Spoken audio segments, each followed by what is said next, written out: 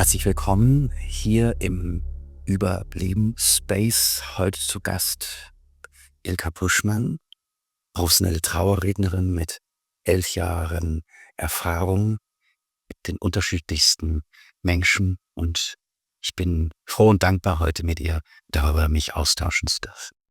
Dieses Thema hat ja etwas immer ganz Privates, fast Intimes. Und gleichzeitig hast du einen professionellen Blick darauf. Du hast gelernt, mit Situationen umzugehen. Wie ist diese Lücke zu bewältigen von so intimen Momenten, die den Tod immer konstellieren, die so einzigartig sind und so persönlich und gleichzeitig aber auch was Banales haben, weil jeder stirbt. Ich finde es ganz wichtig, kein Olympic of Sufferings zu veranstalten. Jede Geschichte ist einzigartig und das zu würdigen. Manchmal kann aber auch die Idee helfen, dass man nicht allein ist mit der Geschichte. Ja, das ist so scheinbar gegensätzlich, aber beides kann zu seiner Zeit hilfreich sein. Ich interessiere mich total für Menschen und ihre Leben. Und gerade die Brüche und der Schmerz machen ja Leben oft besonders interessant oder prägen besonders. Das hört sich jetzt fast ein bisschen zynisch an, dass es das interessant macht. Aber die geben, glaube ich, schon jedem Menschenleben eine besondere Tiefe. Ich habe natürlich meine eigenen Erlebnisse mit Trauer und mit Todesfällen und mit Geschichten in meinem Leben, die so eigentlich nicht vorkommen dürfen, weil es so schrecklich ist. Und ich glaube auch, das befähigt mich, da in den Kontakt zu gehen, damit in den Kontakt zu gehen. Und als Rednerin, als sozusagen beruflich oder professionell damit umgehende, ist es trotzdem so, dass ich mitschwinge. So arbeite ich. Ich möchte da nicht kühl dran gehen. Natürlich schwinge ich damit. Ich würde gerne noch mal einen Schritt zurückgehen überhaupt. Nicht jeder weiß, dass es Trauerredner gibt, die das als Beruf, als Dienstleistung anbieten. Weil ich weiß noch, als ich Kind war bei einer Beerdigung war ein Pastor da oder ein Pfarrer, der hat die Rede am Grab gehalten. Und dann gab es im Familienkreis vielleicht noch eine ältere Person, die noch etwas gesagt hat. Wie ist das überhaupt entstanden, dass es diesen Beruf der Trauerrednerin gibt, und wie wird man Trauerrednerin? Wie professionalisiert man etwas so Privates? Ich denke, der Beruf ist entstanden damit, dass immer mehr Menschen nicht mehr in der Kirche sind und sich trotzdem einen würdevollen Abschied wünschen. Und dass es nicht in allen Familien möglich ist, dass jemand aus der Familie spricht, weil man zu sehr betroffen ist, weil es niemanden gibt, der da reden kann. Und in solchen Fällen werde ich dann angesprochen und bin mit im Boot. Ich bin Diplom-Theologin, aber ich bin nicht ordiniert, also keine Pastorin.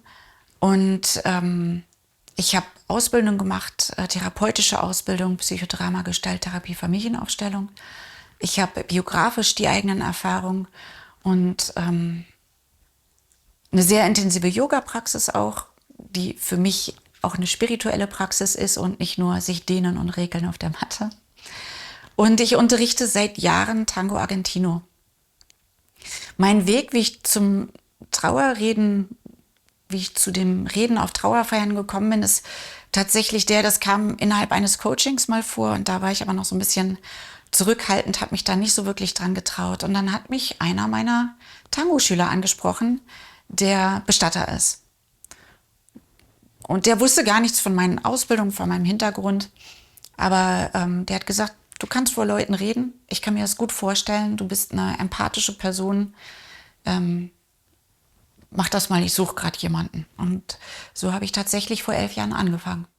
Ilka, du gehörst zu den Menschen, die beruflich zwei Welten zusammenleben im gleichen Alltag, die auf den ersten Blick entweder total matchen, weil sie so vom Klischee her zusammen scheinbar gehören, und dann doch so weit weg sind. Du bist professionelle Tango-Lehrerin und professionelle Trauerrednerin. Und beides hast du bewusst gewählt. Wie hat dich das geprägt? Wie wirkt das eine auf das andere ein? Also ich glaube, der rote Faden, der beides verbindet, ist der Kontakt zu Menschen. Den habe ich in den Trauerreden und den habe ich im Tango. Und den muss ich in den Trauerreden finden und manchmal auch die Verbindung, den Kontakt der Menschen untereinander vielleicht wieder verbessern und herstellen.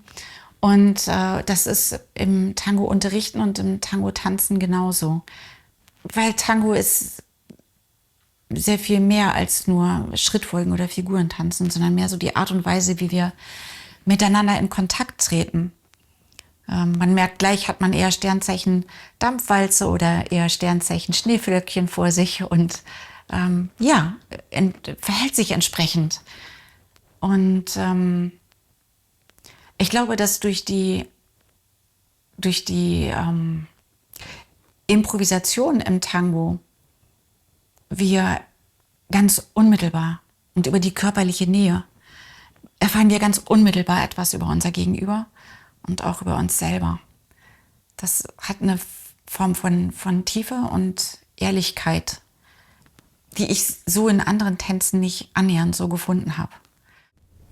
Ich komme aus organisatorischen Gründen nicht dazu, aber ich möchte eigentlich einen Tango-Kurs für verwaiste Eltern anbieten, um wieder in Bewegung zu kommen mit der Trauer, um wieder in den Körper zu kommen mit der Trauer und um in Verbindung zu kommen, wieder als Paar und sich, also vielleicht auch, und das ist eben typisch für Tango, vielleicht nonverbal etwas zu spüren.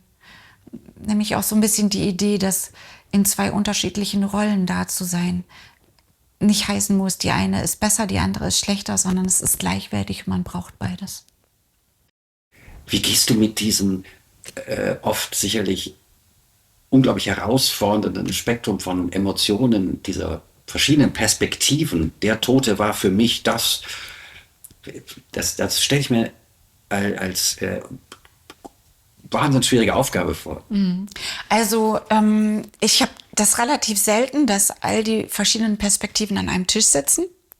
Aber spätestens, wenn ich am Ende des Gesprächs nochmal nachfrage, wer denn alles kommt zur Trauerfeier, kommt dann nochmal raus, ne, dass eben auch der Tenniskollege kommt oder der Kegelverein. Vielleicht wurde gar nichts erzählt über den Kegelverein im Gespräch, dann kommt es auf einmal raus, ach ja, stimmt, das war ja ganz wichtig, auch das mit dem Kegeln. Aber trotzdem ahnt man dann natürlich so ein bisschen auch aus den Erzählungen heraus, wie so die verschiedenen Perspektiven auf den Menschen sind. Die Rede ist das Gespräch ist das eine. Das dauert auch recht lang, oft. Aber die Rede hinterher ist das andere. Das heißt, nach dem Verstehen, nach meinem Verstehen des Menschen und des Systems, muss ich oft noch mal einige Schritte zurücktreten und gucken, was sinnvoll ist zu erzählen. Für mich ist es grundsätzlich so, dass immer mit Liebe und Respekt von einem Menschen geredet wird, nie schmutzige Wäsche gewaschen wird in der Feier. Aber auch ehrlich, Lobhudeleien bringen nicht viel. Wie soll man sich von einem Menschen verabschieden innerlich, wenn man denkt, von wem redet die Frau da vorne? Das ist nicht den oder die wir gekannt haben. Ich finde es auch wichtig, den Schmerz zu würdigen, den vielleicht unerledigt ist oder Konflikte hinterlassen haben, immer noch über den Tod hinaus. Und das aber so zu verpacken, unter Umständen, dass es für die hörbar ist, die es was angeht, aber nicht für die, die es nichts angeht. Wer repräsentativ gelebt hat und vielleicht das hinterher auch auf seinem Grabstein stehen hat, der Oberbürgermeister, der Polizeihauptmeister, der Doktor, der ich weiß nicht was, das ist nicht nur außen, das ist auch etwas Identitätsbildendes und ein Halt. Es ist ein bisschen so, wie ob ich einen BMW fahre oder eine S-Klasse oder ein Trabi. Das macht einen Unterschied. Ich bleibe ja der gleiche Mensch. Aber es macht einen Unterschied. Das kann sich jeder und jede vorstellen. Es macht einen Unterschied, mit welchem Geschoss ich mich auf der Straße bewege. Von meinem Selbstverständnis her. Und das prägt mich vielleicht auch als Fahrerin. Und so prägen auch Rollen und so prägen auch Berufe. Oder Mutter zu sein, Vater zu sein, das alles kann prägen. Und deswegen würde ich nicht sagen, ich würde es nicht abtun als etwas Äußeres. Das ist was wirklich auch was Inneres wirklich darstellt. Wenn ich das richtig verstanden habe, ist ja in deiner Tätigkeit, dass du mit dem Menschen, der gestorben ist, eigentlich keine direkte Kontakt mehr hast. Deine Arbeit fängt ja eigentlich erst an. Deine Arbeit ist eigentlich nicht auf den Toten bezogen, sondern auf die Überlebenden bezogen. Anders als die Palliativmediziner oder die Hospizmitarbeiterinnen, die sich auf den Menschen konzentrieren, der geht. Ja, das ist meistens so. Ein paar Mal habe ich tatsächlich mit Menschen gesprochen, die persönlich mit mir sprechen wollten, die wussten, dass sie sterben. Dann aber auch noch mit den Angehörigen. Die Rede ist für mich aber nicht nur für die Zugehörigen. Ich möchte immer so reden, dass ich das Gefühl habe, die Verstorbenen würden sich nicht im Grab umdrehen oder am liebsten aus dem Sarg fahren oder aus der Urne und mir in die Gurgel gehen. Und ich glaube, dass es auch für die Verstorbenen ein wichtiges Ritual ist, um zu begreifen, dass sie wirklich gestorben sind. Das ist meine Ansicht. Gehört zu meiner Spiritualität. Das helfe ich niemandem über, aber mit der Intention gehe ich in die Feier, dass es ein Trost ist und ein Ausblick zeigt für die Angehörigen und Zugehörigen, wie man weiterleben kann, ohne diese Person und in Würde Abschied zu nehmen. Aber für mich ist es immer auch für die Verstorbenen. Wenn ich da noch einhaken, ich spüre auch am Sarg etwas anderes noch als an der Urne. Ja, die Menschen im Sarg sind noch mehr da. Es ist oft eine Wärme, die ich dann noch spüre oder irgendwie sowas. Ich kehre nochmal zurück zu der Frage, wie sich der Beruf der Trauerrednerin, des Trauerredners entwickelt hat. Die Kirche spielt weniger eine Rolle und damit spielen auch Rituale weniger eine Rolle. Und diese Rituale fehlen. Ich erlebe das auf Trauerfeiern, dass Menschen sehr verunsichert sind, weil sie nicht Bescheid wissen, wie sie sich verhalten sollen. Ich hatte neulich eine Feier, da hat die Enkelin der Verstorbenen, sie ist erwachsen, sie ist Mitte 20, die hat gesagt, wo muss ich mich hinsetzen? Was wird von mir erwartet? Muss ich irgendwas tun? Muss ich aufstehen, mich setzen? Was ist meine Rolle? Und das ist meine Rolle, neue Rituale vielleicht zu finden und die Leute so durch die Trauerfeier zu geleiten, dass sie wissen, was sie zu tun haben. Wann gehen sie rein? Wann stehen sie auf? Wann ist die Feier zu Ende? Gehen sie vor oder hinter dem Sarg oder der Urne raus aus der Kapelle? Wie verhält man sich dann an der Grabstelle? All diese Sachen entweder im Vorfeld zu besprechen oder unauffällig zu dirigieren, das ist mir immer am liebsten. Es gibt so einige unter den alternativen Bestatterinnen und Bestattern, die rümpfen etwas die Nase über so 0815 Trauerfeiern. Aber manchmal ist genau das Richtige, weil das in seiner Struktur Halt gibt. Und manchmal ist es genau richtig, irgendwas Wildes zu machen. Wie würdest du beschreiben den Verlust dieser Rituale? Was fehlt? Kann man die ersetzen? Ist da eine Kreativität heute auf einem guten Weg? Was spürst du, als wenn etwas wegfällt? Kann das was Befreiendes haben, aber kann ja auch ein Defizit sein. Für mich ist die Zeit um den Tod herum, das fängt sicherlich oft schon vor dem eigentlichen Sterben an und geht lange über das Sterben hinaus. Die Person, die stirbt, geht über eine Schwelle aus dem Leben in etwas anderes, was auch immer. Und genauso ist es aber auch für die, die hinterbleiben. Die stehen auch auf einer Schwelle. Hinter ihnen liegen die Räume, die sie gemeinsam mit der verstorbenen Person belebt haben. Und vor ihnen liegen die Räume, die sie ohne diese Person beleben müssen. Und auf dieser Schwelle ist man das Alte noch nicht los, ist aber auf dem Neuen noch nicht angekommen. Und das ist etwas, wo man sich sehr schutzlos fühlt. Ich denke, dass es wichtig ist, an dieser Stelle Begleitung zu haben, zurückzugucken, was man verloren hat, was man vielleicht auch mitnehmen möchte, was man vielleicht nicht mitnehmen möchte und nach vorne zu gucken. Wie sind die Zukunftsaussichten? Was möchte ich weiterleben? Wann hast du in deinem Leben, dass du, Ilka, dich als nicht in deiner Berufung, sondern in deinem eigenen Leben, wo dieses Phänomen Tod dich das erste Mal beschäftigt hat oder wo dich das erreicht hat? Meine Mutter ist gestorben, als ich gerade 15 Jahre alt geworden bin. Nach 5 Jahren, mindestens 5 Jahren allerschwerster Krankheit. Ja. Das war natürlich. Das war und das ist sehr prägend. Ja, es ist etwas zu Ende. Man kann es nicht mehr reparieren. Man kann es nicht mehr wieder gut machen. All die offenen Sachen sind zu Ende. Das, was gelebt wurde, ist zu Ende. Ja, wie damit umgehen. Ich habe eine Frau erlebt, die hat im Alter von, ich würde sagen, Mitte 80 ihre uralte Mutter beerdigt. Da kann man sagen, naja, also die hat ihre Tochter im Alter von 16 bekommen. Sagen wir, sie war 85, dann war vielleicht an die 100 Jahre alt, 98, 99. Kann man sagen, naja, das ist nicht schlimm. Es gibt schlimmere Todesfälle. Aber diese Frau stand da und hatte ein sehr nahes Verhältnis zu ihrer Mutter und war Mitte 80 und kannte das nicht, ein Leben ohne Mutter. Sie hatte mein allertiefstes Mitgefühl. Also da ist mir so klar geworden, wie schlimm das für diese Frau ist. Dass man nicht an äußeren Einheiten das festmachen kann, wie groß die Hilflosigkeit, wie groß die Trauer ist. Manchmal gibt es nicht so viel Trauer, aber eine Hilflosigkeit. Vielleicht ja auch eine Wut.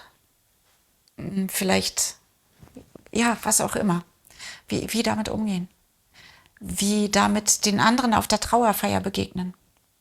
Ist der Tod die große Beichte, alle Lebenslügen loswerden zu können? Oder zu müssen? Hast du das auch erlebt, dass Menschen sozusagen nochmal sagen, okay, Ihnen kann ich das ja erzählen? Eine Botschaft, wo sie das selber in der Hand haben wollten, wie ihre Botschaft und dass ihre Botschaft dargestellt wird, rübergebracht wird und wie sie dargestellt werden. Also das war halt eher in den Phasen von, ich habe es noch in der Hand und ich will da noch was in der Hand haben, nicht die Phase einer Beichte. Bei den Angehörigen erlebe ich das natürlich oft. Das hat ganz viel mit Schuld und Scham zu tun. Was dann letztendlich nicht verwundert, ist natürlich, da jeder Mensch stirbt, dass es unglaublich viele besondere, spezielle Fälle gibt, an die man so erstmal nicht denkt. Ob das die frühgeborenen Babys sind, Ja. Ob das Thema Suizid ist, oder jemand ist gestorben, hat aber keinen Pass, ist als Flüchtling hier. Und es gibt unglaublich viele Fälle, an die man eigentlich nicht klassischerweise denkt. Und du hast da, glaube ich, eine Geschichte auch erlebt, an die man vielleicht auch nicht denken würde, aber die eben zum Leben gehört. Magst du die vielleicht mal erzählen? Ich habe auf dem Einweihungsfest von der Neugründung von einem Bestattungsunternehmen, habe ich einen Bekannten kennengelernt von der Bestatterin. Und da erzählte er mir schon, dass er erkrankt ist, dass es aber gut aussieht. Und ich hatte im Gefühl, sagt nichts, aber es sieht nicht gut aus. Und so war es dann auch. Ein halbes Jahr später rief mich die Bestatterin an und sagte, du kennst ihn, ihr habt euch kennengelernt. Er wird sterben und er möchte, dass du die Feier übernimmst und er möchte persönlich mit dir reden. Und ich bin dann dorthin und habe mit ihm ein Gespräch geführt.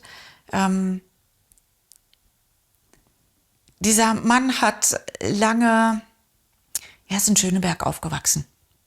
Und er war da in vielen, ich sag's mal so, in vielen Subkulturen unterwegs. Er war immer nebenher auch beruflich tätig, in einem anständigen Job, war sehr klein, zart, blond. Und deswegen hat man ihm keine bösen Sachen zugetraut. Und er ist nie erwischt worden für seine Sachen. Er ist einmal erwischt worden. Und dann gleich für so lange Zeit eingefahren, dass er nach ungefähr 10 Jahren wegen guter Führung vorzeitig entlassen wurde. Also das muss schon was Dolles gewesen sein, was er sich da geleistet hat. Ja, er hat durch den Aufenthalt im Gefängnis sein Leben komplett verändert. Er hat eine Ausbildung dort gemacht und hat sich danach selbstständig gemacht mit dieser Ausbildung und hat ein gutes Business aufgebaut. Und ich habe im Gespräch ganz eindeutig den Auftrag von ihm bekommen: Ilka, erzähle, dass man auch nach einer mistigen Zeit nochmal ein richtig gutes Leben haben kann. Erzähl das auch wenn man Fehler macht, es kann gut werden. Und erzähl auch, wenn es wirklich schlimm aussieht zwischendurch. Das kann wieder gut werden. Das war sein Auftrag. Und dann war es halt meine Aufgabe, eine Rede zu halten, in denen die eingeweiht waren, hören konnten, was zu hören war, und die nicht eingeweiht waren, eben nicht. Dieser Mann war wirklich witzig. Wir haben viel gelacht bei diesem Gespräch. Und er war wirklich lustig. Und deswegen war es tatsächlich auch eine Rede mit viel Tränen und auch mit Lachen. Das ist so gut, wenn eine Trauerfeier gut ist. Das ist so unglaublich gut. Diese Schwere zu Beginn der Trauerfeier und viel mehr Leichtigkeit am Ende der Trauerfeier. Menschen, die wirklich berührt sind. Menschen, die gut Abschied nehmen können. Menschen, die hinterher sagen: Jetzt verstehe ich das. Weil einfach dieser ganze Lebensbogen nochmal erzählt wurde und ich vielleicht von außen das nochmal in so einen neuen Zusammenhang stellen konnte. Oder weil es im Gespräch passiert ist, dass man die Geschichte mit dem Verstorbenen auf einmal ganz anders erzählen konnte und ihn ganz anders hat verstehen können. Also ein gelingender Abschied ist so was Gutes. Und das ist so toll, mit dabei zu sein. Und das ist, das gibt in den meisten Feiern, wenn es mal so diesen Moment gibt, dass ich so zurücktrete und mich beobachte, dann denke ich so: Ich will jetzt gerade hier sein und nirgendwo anders. Das ist mein Platz, das ist stimmig. Was hat das für eine Wirkung auf dich bekommen, all diese tiefen Geschichten, die Enthüllungen, die äußeren und inneren Wahrheiten und die Konflikte, die du gespürt hast? Eine Freundin von mir, deren Eltern beide sehr früh gestorben sind.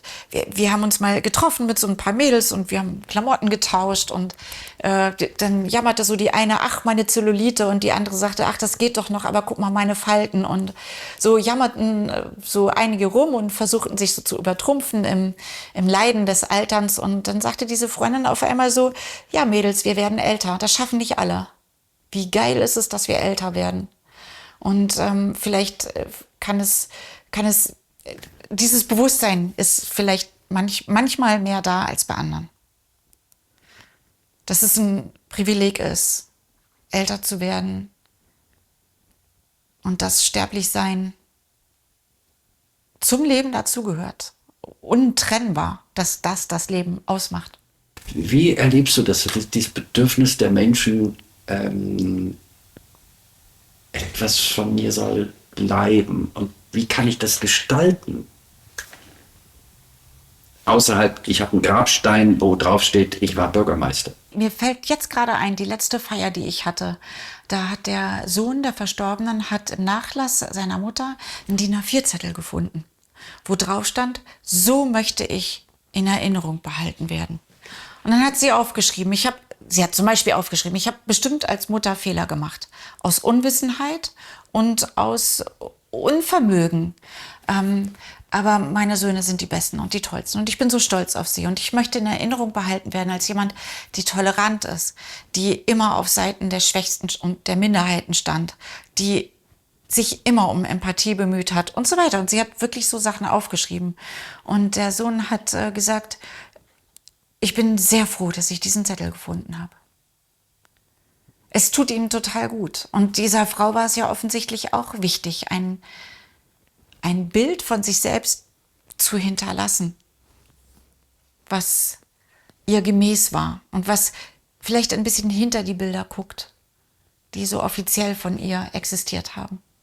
Aber ich gehe mal noch weiter. Vielleicht ist ja auch das Projekt, so ein Zettel zu schreiben, wie ich in Erinnerung behalten werden möchte.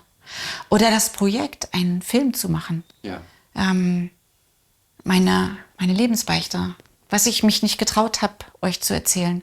Was ich unbedingt möchte, dass ihr es von mir wisst.